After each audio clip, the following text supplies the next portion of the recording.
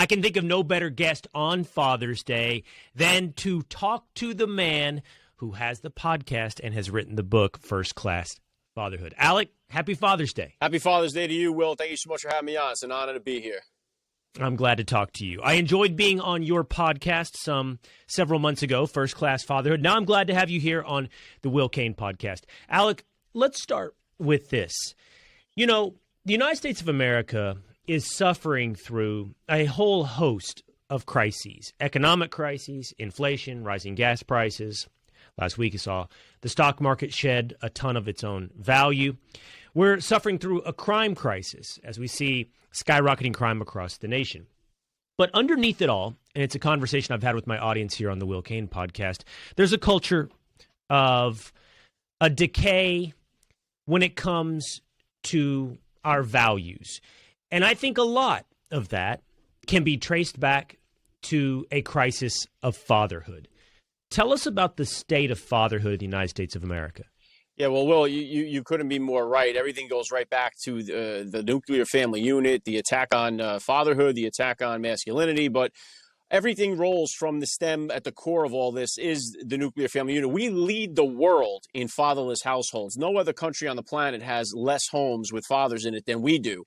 Or I should say more homes without fathers than we do. So, I mean, you can even look back to the fall of Rome. You can account for a lot of things that led to the fall of Rome with the barbarian invasion, the economic collapse, whatever you want to point to. You can't have the conversation of the collapse of Rome without including the decay of the family unit. So as the family unit goes, so goes the society. Everything flows from the fatherless crisis. And I wish, we've seen Matthew McConaughey, who I had on the podcast on First Class Fatherhood. He spoke so passionately about the epidemic of the fatherless crisis in our country. I wish we would have heard him talk about that from the podium at the White House and just delve into that a little more, because even that, the Uvalde shooter, fatherless home, as most of these shooters come from, is a home that has no father present. So it is a crisis in our country, no doubt.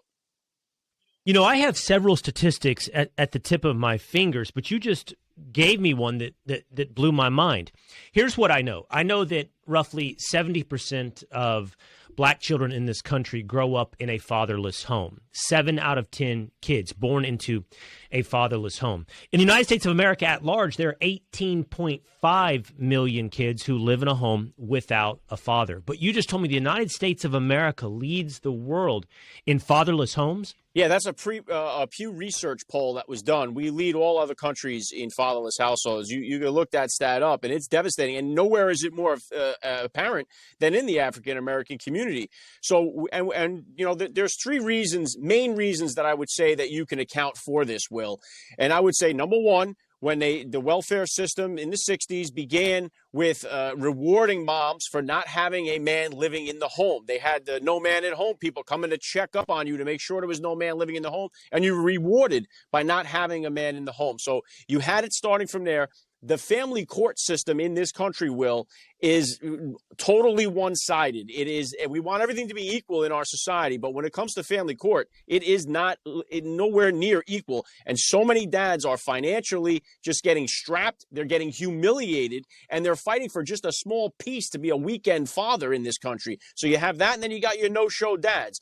Those 3 things right there alone, there's many other ones, but those 3 things, they make for a trifecta that is really just destroying the family unit in our country. I want to go through those for one moment. So you point to the welfare system in the 1960s, that it incentivized single mother households. You're talking about, I assume here, that your welfare payments would be increased if it was seen that you didn't have a man of the house, a father in the home, to help earn a greater nuclear family income. So you got more from the state if the woman was alone.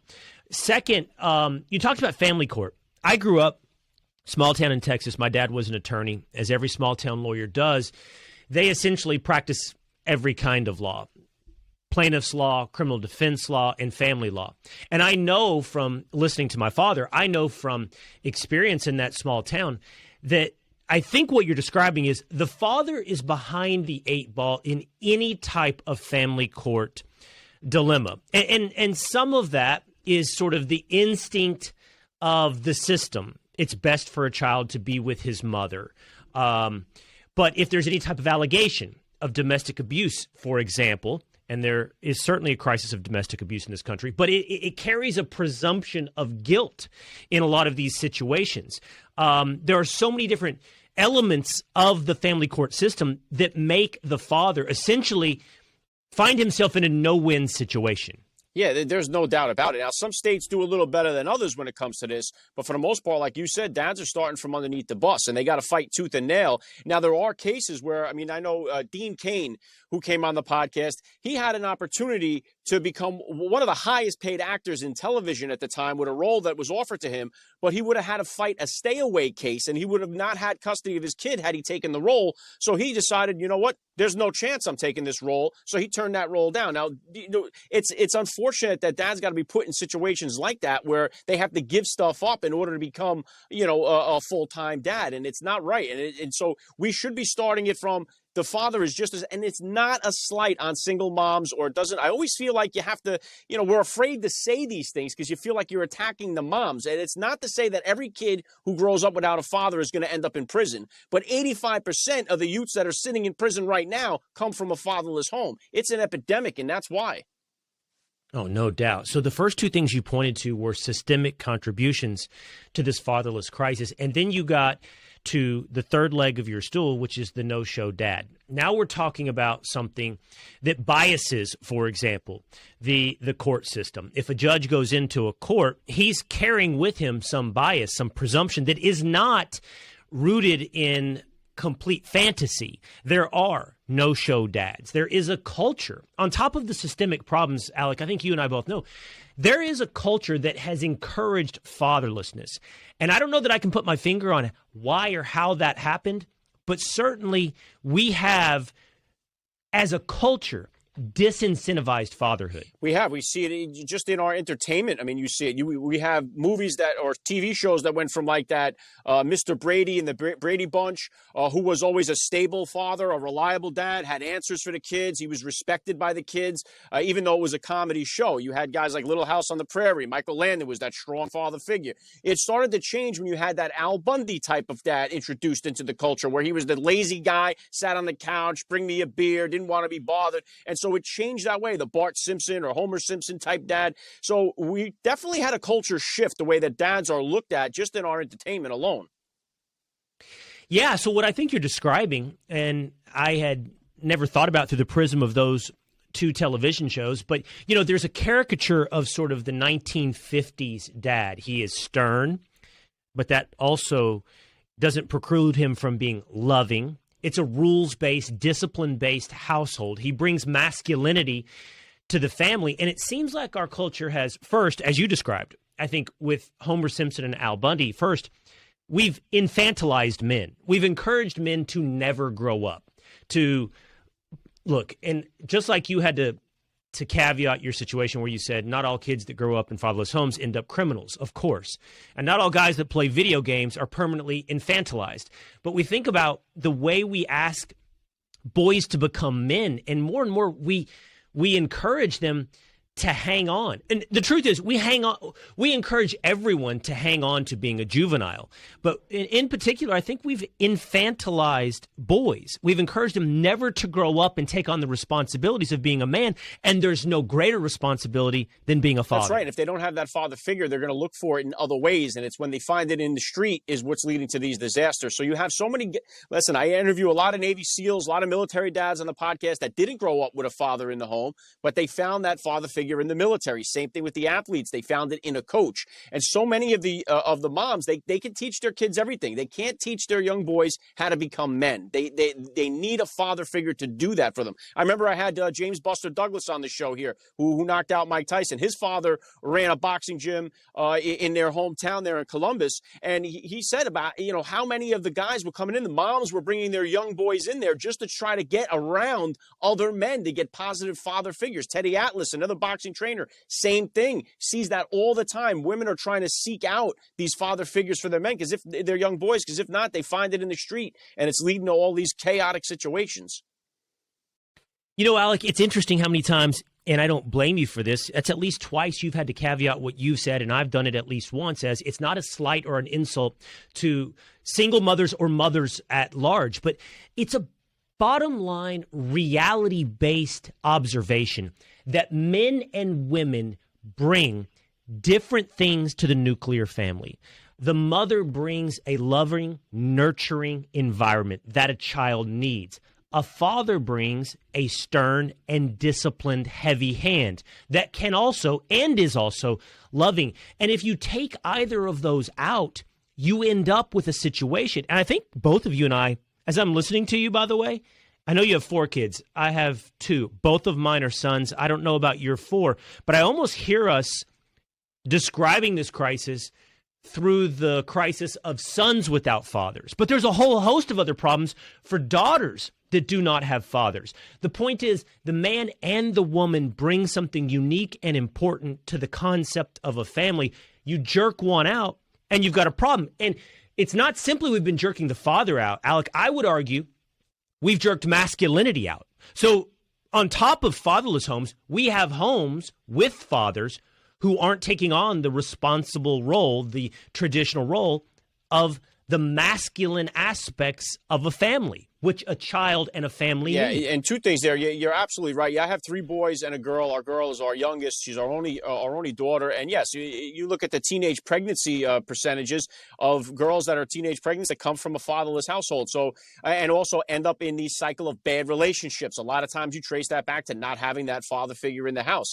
And we do, there's so much more into it than just that. I mean, the statistics are the one thing, but it's so much more for the development of the child to have those both sides of the fence. Now, either one, like you pointed out here, men now have been emasculated, almost embarrassed or ashamed to feel like men. They don't want to be that stereotypical guy who beats his chest and this caveman type guy. They are so afraid of being a man that they lessen that role of themselves in society. We've done men just a disservice in this country. There's so many people, though, to look to that have brought it back. I mean, you see even guys like Jocko Willink with his podcast. You see Ryan Mickler is another guy with the Order of Man. Guys are trying to restore masculinity to this country, because without it, man, we are going to be in a lot of trouble. And we're seeing that all through every aspect of our society.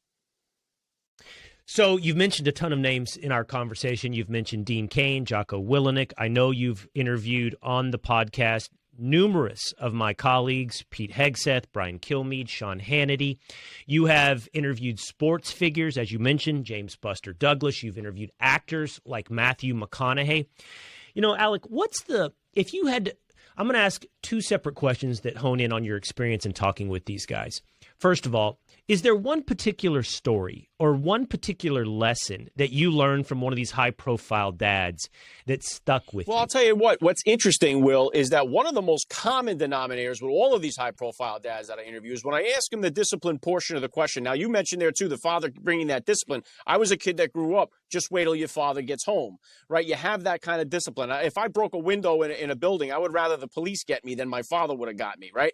So when I ask the discipline question, I always say, what type of disciplinarian are you as a dad, and is that different than the discipline style you grew up with? And almost 90% of the dads I have on, they go, oh, yeah, it's different than when I grew up. And they all say, like, they grew up with the belt or the switch or the spanking, and they attest to that. Then they turn around and say, well, I don't do that with my kid. Now, I think a lot of that is that even if they do spank their children, they're afraid of what society will think of them if they admit that they spanked their child. Obviously, a big, big difference between spanking a child and beating a child. But our society today looks so far down on any type of corporal punishment for our children that people are either afraid to do it or afraid to admit that they did. Now, keep in mind, all these people that are saying, I had a big difference in growing up, they all turned out to be highly successful individuals. And a lot of them attest to say, if I didn't have that, boy, I could have went the wrong route in life. So I think it's a shame that as a society where we've gotten away from that. Now, there's a certain point, even with my own children, they have to be disciplined differently. I have one child, you could spank him all day long, and it ain't going to make any difference. I have another one, you could threaten to spank him, and then that'll be enough for him to straighten out. So different discipline styles, depending on the child, the way that they give and receive love and discipline matters a lot. But that's one thing that I noticed about almost all the dads that come on is they grew up with that type of corporal punishment, and they don't dish it out. That is fascinating. And I think that I've spoken about that on air more than once. And I think I've been warned. I think people have said, you don't want to say that on air. That I have employed throughout being a father and throughout being a son, I've received corporal punishment. And by the way, Like everything, I would like to think, and I've just spent some time on this podcast today before you jumped on, Alec, laying out some of my mistakes as a father. And I think that's important, to own our mistakes. No one is perfect, and we've got to learn from this. But I go into fatherhood, a lot like I do other things. I think about it. I enjoy thinking about it. What's the right way to do this? I personally believe that corporal punishment is not wrong, but it should never be done out of anger. It should never be done for your benefit, to exercise some type of emotion you're experiencing. Corporal punishment should almost be removed from the situation that it's attempting to alleviate or teach a lesson from. And when I don't anymore, because my boys are more grown now, it's interesting. It tends to work, at least for my two sons, as you point out. It might be different for everybody. I don't have to do it. I've only had to do it a few times, and I've explained very clearly, this is going to happen later, and this is why it's going to happen. And it's reserved for the most serious of situations in our discipline hierarchy. It has to get there is the other thing. It doesn't just go from 0 to 60. So I've given a lot of thought, but I do not believe in any way that it should be 100% taboo and off the table. Yeah, I agree. And one book that I usually recommend for a lot of the dads that I talk to is that 5 Love Languages by Chapman. Now, a lot of people recommend that book for relationships to kind of find out what your love languages are, but you could do it with your teenagers, and it really is an eye-opening exercise to do with them because you get a chance to see how they give and receive love, and you may be thinking, oh, wow, this is the way I've been disciplining him, and this isn't his language. You find different things out by doing that, so I think it's important. And the other part is, too, Will, we have evolved as fathers, too. You talk about the 1950s dad. Now, one thing about him was the 1950s dad was a guy that wasn't involved in changing the diapers and doing the homework and doing things like that. That's evolved today. Also, not only are more dads likely to change diapers and be involved, coaching their kids and doing homework, but also apologizing. That's one thing I do that my father never did was, admit when I'm wrong. If I if I punished the wrong kid for the wrong crime, I'll call myself out on it and say, hey, I went a little hard there. I made a mistake, and I call myself out. And the other part of that, too, is I tell my kids that I love them all the time. It's something that my father didn't do. Not that he didn't love me. It wasn't the way he expressed it. I do that now, though. So those are some differences, too. Yeah, and I would say that I share those evolutions. While I retain, I think, the appropriate level of corporal punishment, I'm much more liberal in dishing out at least verbal affirmations of love, because there's all types of love that one can give. But yeah, I say I love you to my sons much more often than I ever heard. I say I'm proud of you. I do try, Alec, to meter that out so it's not watered down. I want them to know that when I say it, I'm proud of you, that I mean it, that is, I'm always proud of them, but for any particular situation or instance, when it's referring to something that they have done, I want them to know that I mean it, so I don't throw it around gratuitously. And I'm much more involved, to your point. I've thrown the ball with my boys way more than I ever did with my dad. And look, I think my dad was great. I'm not offering criticism for my dad. I've just evolved in a lot of ways to be more involved. Okay, you've talked to all of these high-profile dads. Is there any, Alec, repetition of acknowledgement of mistake? Does anybody say, I should have, or wish I did, or if I had a do-over? Is there anything that people say in some type of theme that they've made a mistake? Well, some of that comes from, Will, some dads that weren't involved in their kids' lives through like we talked about, family court, have been pushed out, weren't able to be there for them. Another one is some military dads. I know Brian Chantosh is a Marine, a Silver Star, highly decorated, but he was deployed for so many years of his children's young life and wasn't involved in all those things. So they kind of had that guilt feeling that they weren't around. But one thing that they, testify, or they try to help other dads that feel that way, is to say it's never too late. It's never too late to get back in the game and to start from now and be involved in your kids' lives. So those are some of the regrets that you'll hear from dads that weren't around when the kids were young, but they could still step up now into the role. And you don't have to carry that guilt with you. You can begin a new relationship today. And what's your number one lesson, Alex, as we leave this here today, whether or not it's from the hundreds of conversations you've had on First Class Fatherhood that you've experienced in your own life and put down in your book, First Class Fatherhood? What is the the biggest lesson you would share with our I would audience? try to share this, and I call it being an ambassador for fatherhood, where, usually when a woman tells her friends that she's pregnant, they always say, oh, you're glowing, you look so great, you're going to be a great mom. When a guy tells his friends, his boys, hey, I'm having a kid, it's the doom and gloom they hit him with. Oh, my God, wait till you're up all night, forget about sleep, forget about going out and all this stuff.